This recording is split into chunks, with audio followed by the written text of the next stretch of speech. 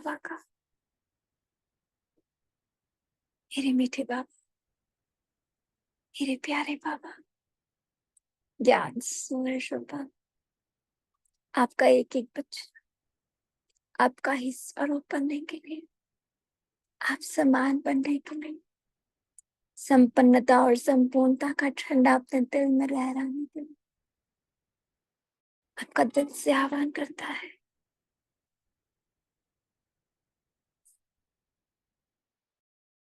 मेरे मीठे बाबा, आ जाइए, आ जाइए आप बच्चों के पास। मीठी मम्मा और मीठे बाबा का हाथ थाम कर आ जाती हूँ उस माहौल में जहाँ बाप दादा और मम्मा माँ सरस्वती सब बच्चों को वहां पर फल दृष्टि दे रही है और एक एक बच्चा संपूर्ण एकाग्रचित्त एक बाबा की लगन में मगन इस ज्ञान की गहराई में विचार सागर मंथन में जाने के लिए तैयार। शांत, शांत, शांत। शुक्रिया मेरे मीठे, दिल से शुक्रिया, सब फरिश्तों का शुक्रिया।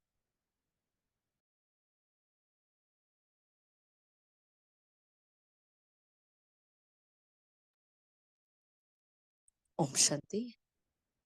Good morning, godly morning. सदगुरुवार की बहुत बहुत सारी बीमारी के सभी को। आज धारणा युक्त मुरली है, बहुत ही पावरफुल।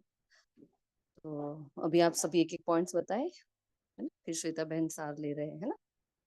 ओम शांति।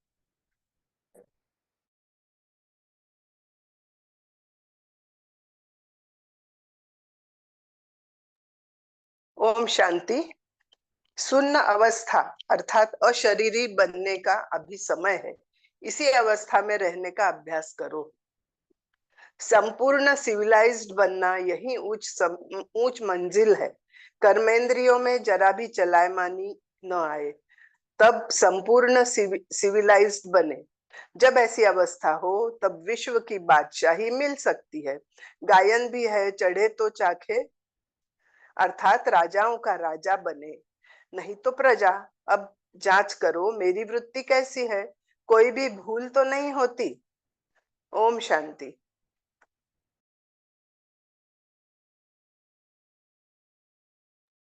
ओम शांति।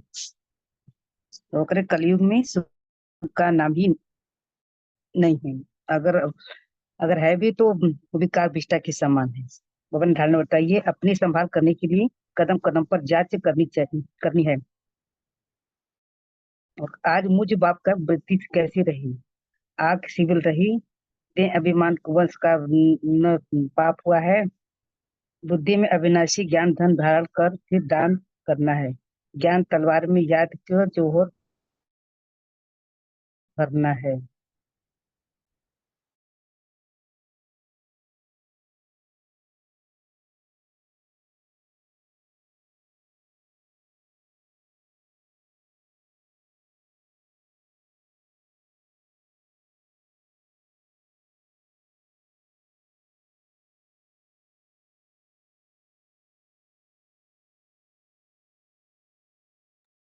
ओम शांति। जल्दी जल्दी बताए।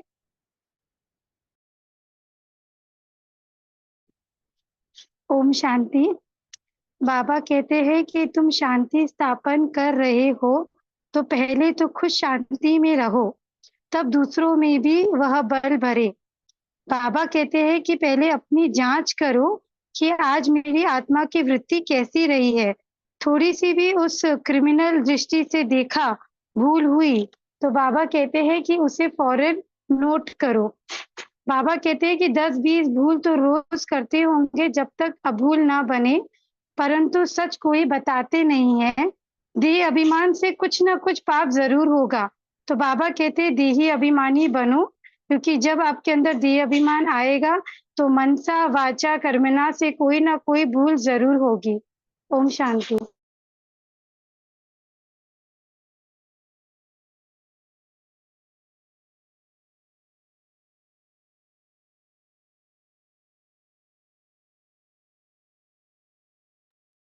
ओम शांति। बाबा कहते हैं संपूर्ण सिविलाइज्ड बनना ही यही ऊंची मंजिल है।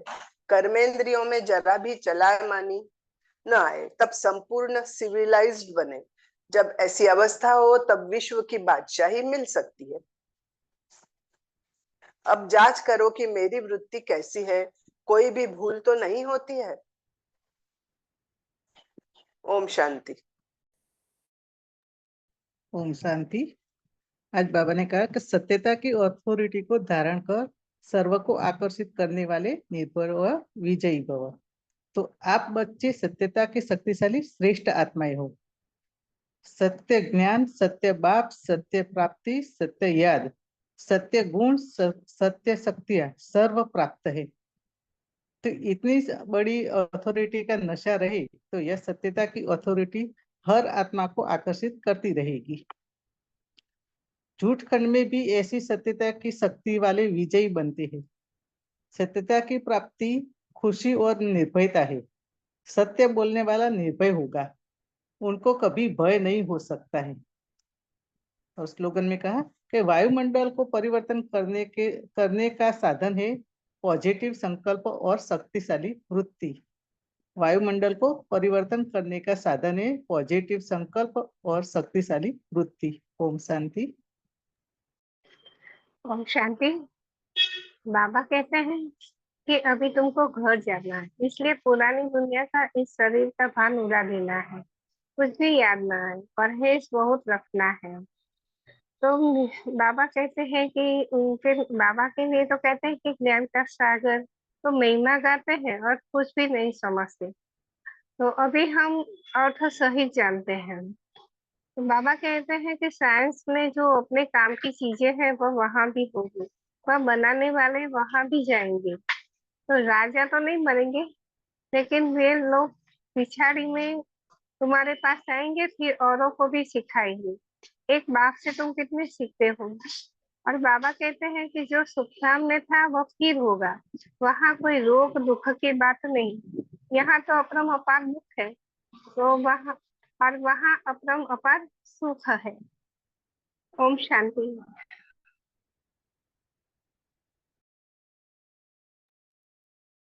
हेलो बाबा, ओम शांति। बाबा कह रहे हैं, तुम्हें सभी मनुष्यों को ज्ञान की भूभू आप समान ज्ञानवान बनाना है, जिससे वह भी परिस्तानी के निर्विकारी देवता बन जाए। परंतु इसमें कितने दुख हैं। यहाँ की 100 दुखों को लिस्ट बनाओ, क्योंकि वो उसे स्वर्ग, क्योंकि सभी मनुष्य ने इसको स्वर्ग समझ लिया है। फिर बाबा ने कहा इस समय संपूर्ण सिविलाइज कोई नहीं है। ओम शांति।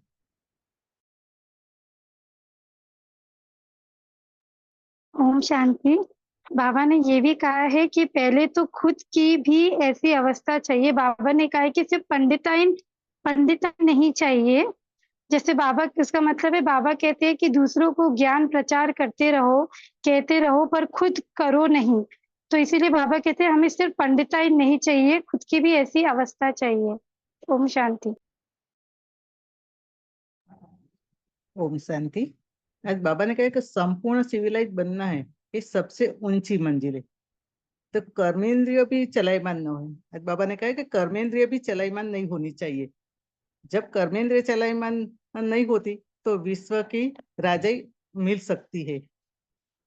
तो अपनी वृत्ति को जांच करनी है। ओम शांति।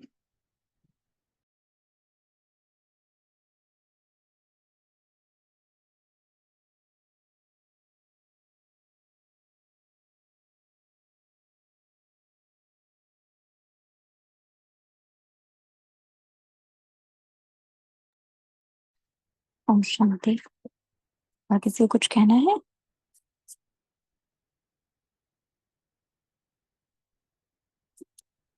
तो आज के मुरली मोस्ट जो मेन पॉइंट्स है वो तो सब रिवाइज हो ही गए। एक बार फिर से शॉप में हम सभी रिविजन देख रहे हैं। आज की मुरली जो बाबा की है, बाबा ने सबसे पहले जो बात कही मीठे बच्चे में कि अभी अशरीरी बनने का समय है ना, सुन्न अवस्था। बाबा ने कहा इसी अवस्था में रहने का अभ्यास करो। बाबा ने जैसे एग्जाम्पल दिया था कि बच्चा जब गर्भ में होता है तो सुन्न रहता है ना। और फिर जब वो बड़ा होता है तब उसके संस्कार इमर्ज होता है। तो बाबा ने कहा ये अवस्था तुम्हारी अभी ही चाहिए ना। अशरीरी बनने का अर्थ इसका मतलब कि मैं आत्मा अपनी बॉडी से डिटैच होकर कर्म करा रही हूँ। ये बात कहने में बहुत सिंपल है और हम सभी इसे रोज कहते भी हैं और शायद प्रैक्टिस करते भी हैं, है ना। लेकिन क्या करना है, इस बात की थोड़ी सी डेप्थ में जाना है। फॉर एग्जाम्पल, अगर आपके घर में जैसे कोई सेवक होता है ना, सेवाधारी हमारे घर में कोई काम करने आते हैं, तो कैसे हम उनसे काम करने के लिए कहते हैं ना, वही काम करते हैं जो हम उनको कहने के लिए कहते हैं। वो हमारे विपरीत कभी काम नहीं करते, हमसे पूछते हैं कि अब क्या करना है या अब क्या करना है नेक्स्ट ना। उसी प्रकार मुझे इतना डीप रियलाइजेशन आए कि मैं आत्मा अलग और ये जो बॉडी है ये बिल्कुल अलग है ना? यही है शून्य अवस्था। मतलब आत्मा इतना डीपली बॉडी से डिटैच है कि उसको एक मानो एक एक कर्म इंद्रिय को जब वो हिला रही है तो वो उसकी मानो अपने ऑर्डर के अनुसार वो हिला रही है। तो जब इतनी डीप सोल कॉन्शियस स्टेट हो जाती है ना, तब जो कहते हैं ना कि मम्मा का जो चलना था, मम्मा का बोलना था, मम्मा के शरीर में जो लयबद्धता थी, वो कब आती है? जब आत्मा बॉडी से डिटैच हो जाती है और डिटैच होकर जब कर्म कराती है। इसलिए बाबा हमेशा साक्षी अवस्था पर बहुत फोकस करता है। बाबा बार बार इस वर्ड को कहता है कि बच्चे साक्षी बन का अभ्यास करो, लेकिन इसको बहुत गहराई में जाकर, बहुत अपने अपने साथ टाइम बिताकर फिर अभ्यास को करना है। ठीक है। फिर जब आपने आगे कहा कि संपूर्ण सिविलाइज्ड करना है, तो इन सब का जो अभ्यास है वो यही है कि अशरीरी बनने। जैसे जैसे आत्मा अशरीरी बनती जाएगी, ऑटोमेटिकली हमारे भीतर वो सतो प्रधान संस्कार इमर्ज होते चले जाएंगे, क्योंकि आत्मा जब डिटैच है इस बॉडी से तो अपनी सत्य अवस्था में है ना। तो जो बाबा कह रहे हैं ना कि सबसे ऊंची मंजिल कौन सी है? संपूर्ण सिविलाइज्ड बनना। आज बाबा ने एक और बात कही कि ड्रामा आपको इतना जल्दी सिविलाइज बनने नहीं देगा ना।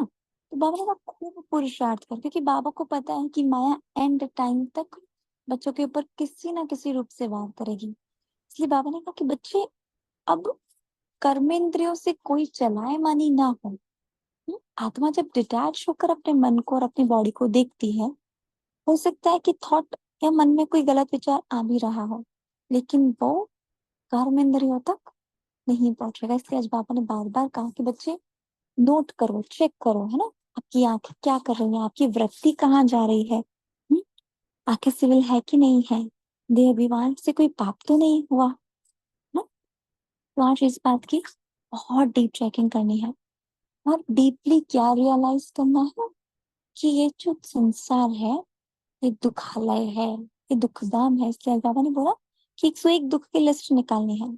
इसका कारण क्या है? इसका कारण सिर्फ एक ही है, क्योंकि बाबा चाहता है कि हम बच्चे इस संसार से डिटैच हो जाए, कि आत्मा कहीं ना कहीं कभी ना कभी किसी वस्तु, किसी वैभव, किसी ना किसी की आकर्षण या लगाव में फंस जाती है ना। तो बाबा नहीं चाहता कि बाबा का कोई भी बच्चा किसी भी रीति से, किसी भी रूप में, किसी भी बात में फंस जाए ना। और आत्मा डिटैच भी तब रह सकती है जब वो आकर्षण से या लगाव से परे हो। इसलिए आज बाबा ने क्या कहा कि दुखों की लिस्ट निकालो, 101 दुख निकालो। बाबा ने कहा आज सतयुग में तो कोई दुख है ही नहीं, वहां क्या है? आत्माभिमानी अवस्था है। तभी तो वहां क्या है?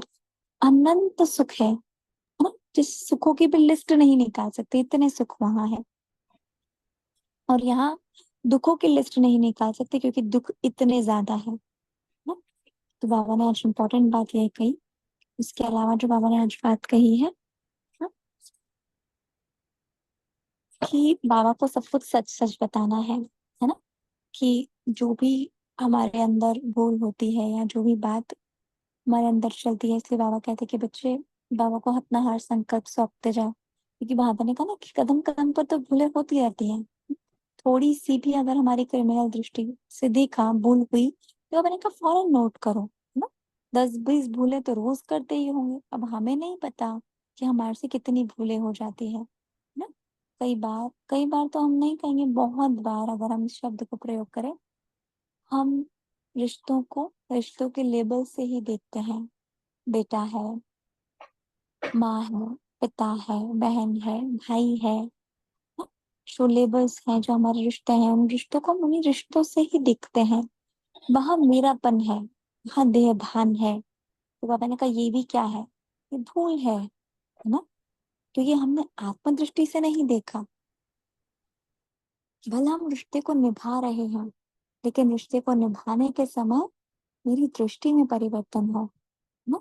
बाबा ने कहा इसलिए क्या करना है, अगर कोई भूल होती है तो बाबा को बताना है ना। बाबा ने कहा परंतु सच कोई बताते थोड़ी है। दे अभिमान से कुछ ना कुछ पाप जरूर होगा, वो अंदर खाता रहेगा। कोई तो समझते ही नहीं कि भूल किसको कहते हैं, है ना। बाबा ने कहा जानवर समझते हैं क्या, तुम भी इस ज्ञान के पहले बंदर बुद्धि थे।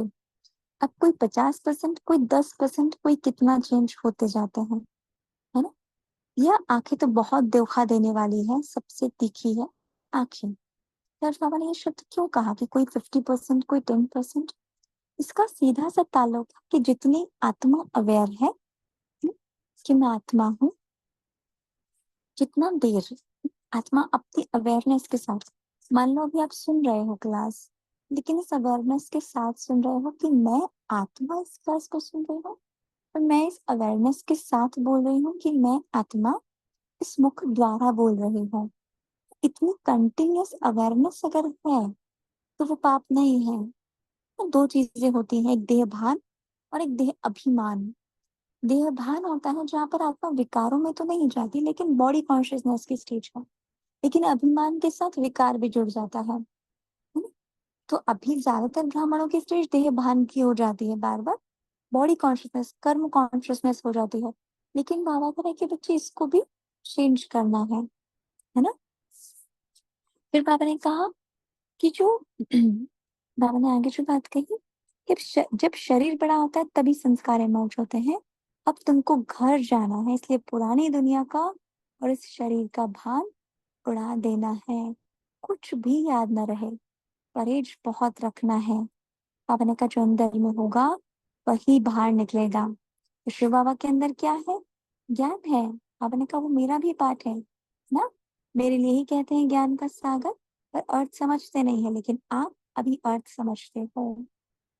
जो बाकी दुनिया की आत्माएं हैं, बाबा क्या कहते हैं, वो वर्थ नॉट ए पेनी बन गई है। लेकिन अब बाप हमें क्या करते हैं, इतना बुद्धिवान बनाते हैं। हम्म, बाबा क्या कह रहे हैं कि बच्चे इस माया के पंप से ना बचे रहना, क्योंकि जैसे बाबा की ज्ञान की शुरुआत होती है, माया के पंप की शुरुआत होती है ना। यहाँ एक तरफ बाबा का ज्ञान हमें गहराई में ले जाता है, वह माया अपने संपूर्ण रूप में हम आत्माओं को खींचना चालू करती है ना। तो बाबा ने कहा साइंस जो अपनी, सॉरी, बाबा ने फिर आगे साइंटिस्ट के लिए भी कहा कि जो भी साइंटिस्ट है वो भी आएंगे, है ना, ज्ञान लेंगे और हमें भी सिखाएंगे। कि वहां पर वो लोग आएंगे भले नौकर चाकर ही बनेंगे, लेकिन हमारे जो भी वो चीजें बनाएंगे वो हमारे सुख के लिए बनाएंगे, है ना। तो बाबा ने फिर आगे कहा कि जब आप ये पूजा बहन ने भी जो बात कही थी, जो बाबा ने कही बात कि अपनी अवस्था इतनी पावरफुल चाहिए कि हम किसी को बोले तो तीर लग जाए, है ना। और आज पापा ने बोला कि ज्ञान तलवार है, लेकिन याद क्या है, जौहर है। जो भी हम ज्ञान किसी को सुनाते हैं, बल एक ही शब्द सुनाए, लेकिन मुंह से तीर की तरह चुभ जाए। बाबा ने कहा पंडिताई नहीं, क्योंकि पंडिताई क्या होता है, हाँ, जैसे स्टोरी बाबा ने आज जो बताई ना, पंडित ने सबको बोला कि राम राम करोगे तो नैया से पार हो जाओगे, लेकिन जब उसने खुद ने राम के नाम का पत्थर फेंका तो वो डूब गया। ये उससे ट्रस्ट नहीं था, लेकिन सबको उसके ऊपर ट्रस्ट था।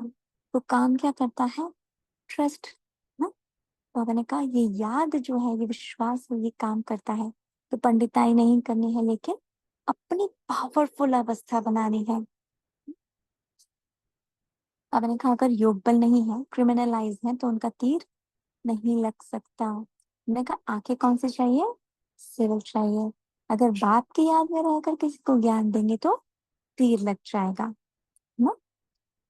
फिर बाबा ने आगे जो बात कही कि भले कितना भी बड़ा हो, साहूकार हो, लेकिन अगर बीमार हो गया, अंधा हो गया, तो उसके लिए भी दुखी तो है ना। तो आज बाबा बार बार यही रियलाइज करा रहे हैं कि बच्चे ये दुख धाम है और सतयुग सुख धाम है, और बाबा हमें सुख धाम में ले जाने आया है ना। तो बाबा आज बार बार एक ही बात को रियलाइज करा रहे हैं, क्योंकि बाबा चाहते हैं कि अब हम बच्चे इस दुख धाम से परे हो जाएं। बाबा ने कहा अभी कोई सुख है थोड़ी, पर कितना बड़ा साहूकार हो, बीमार हुआ, अंधा हुआ, तो दुख होता है ना। दुखों की लिस्ट में सब लिखो। रावण राज, कलयुग के अंत में सब बातें हैं। सतयुग में तो दुख की एक भी बात नहीं होती। बाबा ने कहा अभी है संगम युग, बाप भी संगम पर आते हैं। और अभी तुम जानते हो 5000 वर्ष में हम क्या क्या जन्म लेते हैं, कैसे सुख से फिर दुख में आते हैं। जिनको सारा ज्ञान बुद्धि में है, धारणा है, वो समझ सकते हैं। बाप तुम बच्चों की झोली भरते हैं। और कौन सी झोली भरते हैं? अविनाशी ज्ञान धन की झोली भरते हैं। बाबा ने कहा जितना ज्ञान धान हम लुटाएंगे, उतना बढ़ता जाएगा। तो बाबा ने कहा नंबर बात हर बात में होते हैं, यह भी तुम्हारी रूहानी सेना है ना। कोई रूह जाकर उच्च पद पाएगी और कोई रूह जाकर प्रजा पद पाएगी, जैसे कल से पहले पाया था। अच्छा, भी आगे हम वरदान लेते हैं। वरदान आज का कल का दोनों बाबा सत्यता के ऊपर वरदान चला रहा है। कल भी बाबा ने बोला था कि सच तो बैठो नच, फिर आज बाबा ने बोला कि आप बच्चे सत्यता की शक्तिशाली श्रेष्ठ आत्माएं हो ना। सत्यता की अथॉरिटी को धारण कर सर्व को आकर्षित करने वाली निर्भय और विजयी आत्माएं हो। देखो हमारा भाग्य इतना ऊंचा है, जो एक बाप हमें सत्य ज्ञान, सत्य पिता, सत्य प्राप्ति, सत्य याद, सत्य गुण और सत्य शक्ति, हमें सब कुछ प्राप्त है। इतनी बड़ी अथॉरिटी का नशा रहे तो सत्यता की अथॉरिटी हर आत्मा को आकर्षित करती रहेगी। हाँ, झूठ खंड में भी ऐसी सत्यता की शक्ति वाले विजयी बनते हैं। सत्यता की प्राप्ति खुशी और निर्भयता है। सत्य बोलने वाला निर्भय होगा, उनको कभी भय नहीं हो सकता। तो अपने आप को चेक करना है, और सत्य क्या है हम सब जानते हैं। इस सत्य के अलावा अगर मन कुछ भी बोले तो उसे स्वीकार नहीं करना है, क्योंकि वो मन मन मत दे रहा है ना। चाहे कोई आपकी कमजोरी आपके सामने क्यों ना ले आए, कुछ भी बात कहे आपको कि आप ये नहीं हो, वो नहीं हो, ऐसी बहुत सारी बात माया दिल शिकस्त करने के लिए हमारे सामने ले आती है। पर एक ही बात याद रखना है कि मेरा बाबा मुझे क्या कह रहा है, इसके अलावा कुछ भी सत्य नहीं है। मेरे सत्य गुण और मेरी सत्य शक्तियां, यही सत्य है। यही सत्य है कि मैं शांत स्वरूप आत्मा हूँ, यही सत्य है कि मैं पवित्र आत्मा हूँ। इसके अलावा कुछ भी सत्य नहीं है। और जितना जितना हमें सत्य में टिकते जाएंगे ना, वो सत्यता के वाइब्रेशंस, वो सत्यता की अथॉरिटी, वो जो ऑरा है वो हमारे भीतर से निकलेगा। जो बाबा कहता है ना कि शिव शक्ति निर्भय, वो अपने भीतर से वो ऑरा आप खुद महसूस कर पाओगे। फिर आज का स्लोगन बाबा ने कहा, वायुमंडल को परिवर्तन करने का साधन है पॉजिटिव संकल्प और शक्तिशाली वृत्ति। अच्छा जी, ओम शांति। और अभी थोड़ा सा टाइम है, आप में से जो भी संडे की मुरली रिवाइज करना चाहिए, एक रिवाइज कर सकते हैं। ओम शांति। आज की मुरली से पुरुषार्थ क्या लेना है और होमवर्क क्या है श्वेता जी, वो भी बता दे सबको। वैसे दुखों की लिस्ट बाबा ने बोला है आज, है ना। तो दुखों की लिस्ट निकालनी है और सामने हमें हमें जो बाबा ने सुख दिए हैं, तो वो कंट्रोवर्सी दोनों, एक तरफ हमें जो दुख मिले हैं रावण से वो, और एक तरफ बाबा के मिलने के बाद जो हमें सुख मिले हैं, दोनों आमने सामने, है ना। तो ये हमें आज होमवर्क लेना है। ठीक है, सभी को ये होमवर्क करना है। और बार बार हमें पुरुषार्थ में अटेंशन देना है कि हमारी आंखें, जो बाबा ने आज चेकिंग दिया मुरली से, वृत्ति को बार बार चेक करना है। कोई भी कर्म इंद्रिय हमारी चलायमान तो नहीं हो रही, चलायमान मतलब जो श्रीमत अनुसार नहीं है, तो वो हमें बार बार चेक करना है ना। और भी कुछ हो तो श्वेता बेन आप जरा विस्तार से बता दो होमवर्क आज का। हाँ, क्या पुरुषार्थ करना है, क्या अटेंशन देना है। आज का मेन होमवर्क तो जैसे बाबा ने अभी दीदी ने बताया कि एक तो दुखों की लिस्ट निकालनी है ना, और बाबा ने जो आज 3 बातें कही कि आज मुझे आत्मा की वृत्ति कैसी रही, आंखें सिविल रही, और देह अभिमान वश कौन सा पाप हुआ। ये जो 3 बातें आज बाबा ने बोली, इन पर अटेंशन देना है। और सबसे बड़ा जो अटेंशन है, जो आज बाबा ने कहा मीठे बच्चे में, सुन्न अवस्था ना, इस अवस्था में रहने का अभ्यास करना है। तो आज जितना हो सके अपनी साइलेंस की स्टेज जो है ना, जिसमें आत्मा नीचे साक्षी होकर बाबा के साथ कंबाइंड होकर साइलेंस में बैठी है, और मन को और इस देह को साक्षी होकर देख रही है ना। जब हम साक्षी होकर देखेंगे ना, तभी हम नोट कर पाएंगे कि मेरी वृत्ति किस तरफ जा रही है। अगर देह भान होगा तो मैं चेक नहीं कर पाऊंगी। तो जितना हो सके बार बार पीछे चले जाएं। जैसे आर्म चेयर देखी है आपने, मेरी आर्म चेयर मतलब एक रेस्ट की चेयर होती है, बहुत कंफर्टेबल होती है ना। तो मतलब जैसे हम उस पे लेटते हैं तो थोड़ा सा पीछे हो जाती है। ऐसे ही क्या करना है, आप सोचो कि मेरी भ्रिकुटी में एक आर्म चेयर है ना, रेस्टिंग चेयर है, जहाँ मैं आत्मा बाबा के साथ बाबा की गोदी में बैठी हूँ, बाबा के साथ बैठी हूँ, और पीछे होकर देख रही हूँ आगे मन को। मन क्या कह रहा है, मन कहाँ जा रहा है, आंखें कहाँ जा रही है, संकल्प कहाँ जा रहे हैं, बुद्धि कहाँ जा रही है, वृत्ति कहाँ जा रही है। बार बार इस प्रैक्टिस को करना है, और शरीरी स्थिति में बैठकर। ठीक है जी, आज 2 ही होमवर्क है इसमें लेके। अच्छा जी, ओम शांति। और संडे के मुरली पर आप सब में से जो डिस्कस करना चाहे वो कर सकते हैं। जो हमारे हाईएस्ट होलीस्ट रिचेस्ट है ना, हम सबको लकीएस्ट, हाँ, इतने स्वीटेस्ट बच्चों को हमें इतने ऊंचे ऊंचे स्वमान दिए, और हमारी संपन्नता और संपूर्णता को 6 महीने में हम प्रत्यक्ष करने का हमें समय दिया है। तो जो भी मुरली में कुछ भी 1-2 पॉइंट्स पुरुषार्थ के बताना चाहे, जो भी आप प्रैक्टिस कर रहे हो तो वो शेयर कर सकते हैं। कुछ 1-2 पॉइंट्स हम बता देते हैं, फिर आपसे भी शेयर कीजिएगा, क्योंकि भोजन का समय हो रहा है हमारा ना।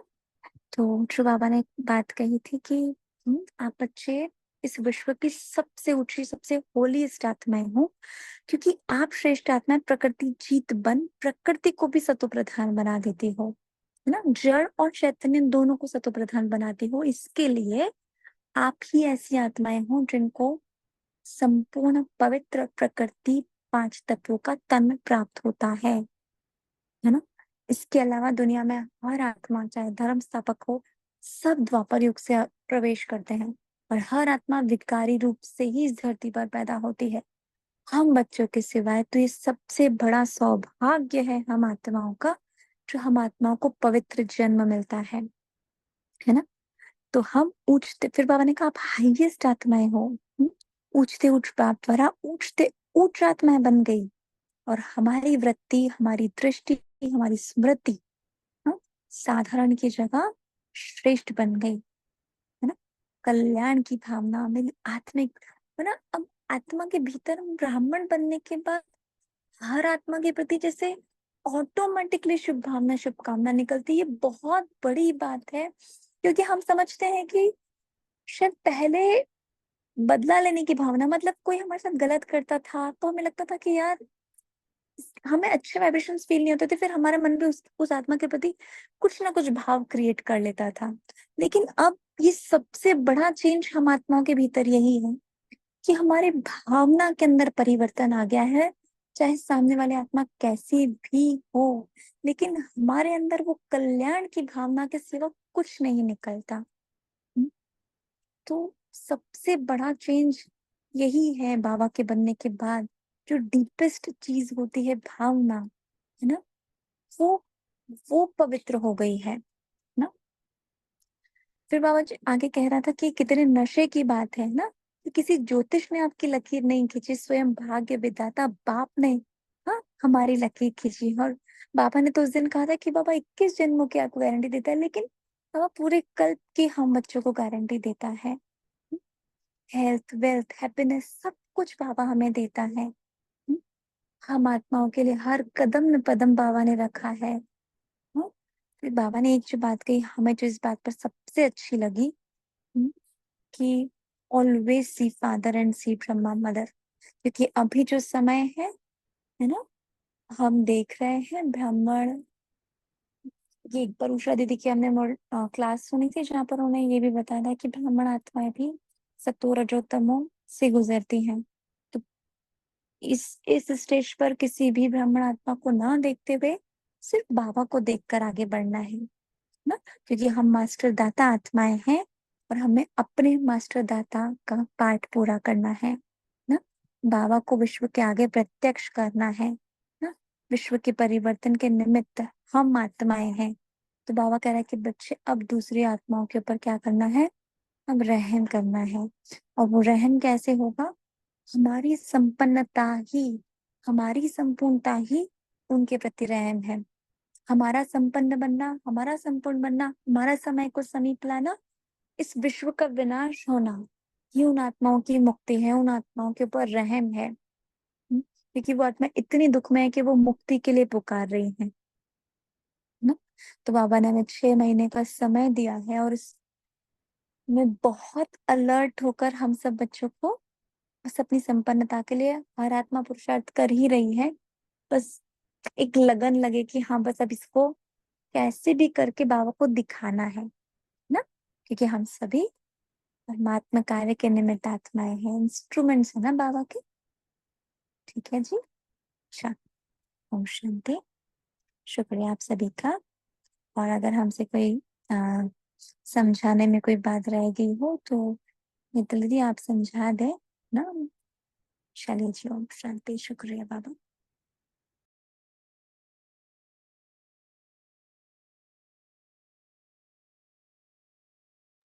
अभी थोड़ा समय बाकी है, आप सब मुझसे जो भी मुरली के पॉइंट्स आगे लेना चाहें तो प्लीज ले सकते हैं।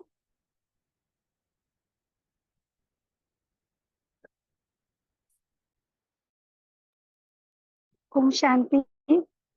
जैसे संडे की मुरली में बाबा ने संगम युग की जीवन मुक्ति स्थिति बताई थी कि कोई भी परिस्थिति, साधन या मैं और मेरापन के प्रभाव से हमें मुक्त रहना है। और बाबा ने कहा था कि हमें मरना है, तो मरने का मतलब बाबा ने कहा उसका मतलब है कि मरना मतलब लोगों को शुभ भावनाएं देना, शुभकामनाएं, दुआ देना, और ये जो व्यर्थ संकल्प है उस पे फुल स्टॉप लगाना।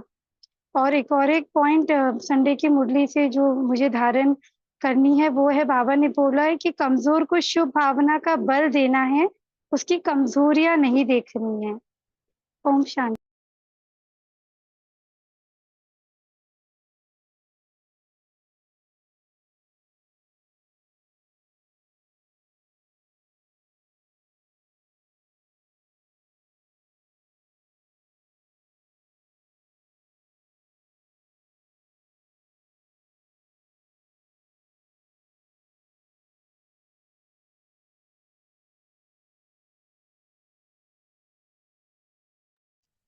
बाकी सभी बताएं।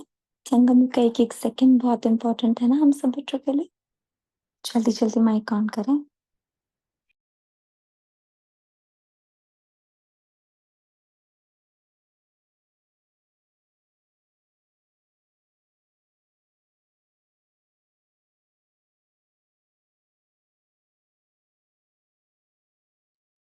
ओम शांति। बाबा ने संडे को बताया है कि निस्वार्थ पुरुषार्थ, पहले भी निस्वार्थ पुरुषार्थ का मतलब निस्वार्थ पुरुषार्थ करना है, स्वार्थ का पुरुषार्थ नहीं करना है। निस्वार्थ पुरुषार्थ में जिसमें जो ब्रह्मा और ब्रह्मा के समान मतलब करना है। बाबा ने कहा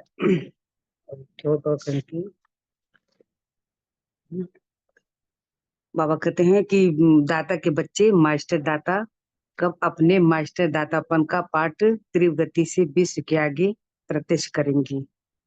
ओम शांति।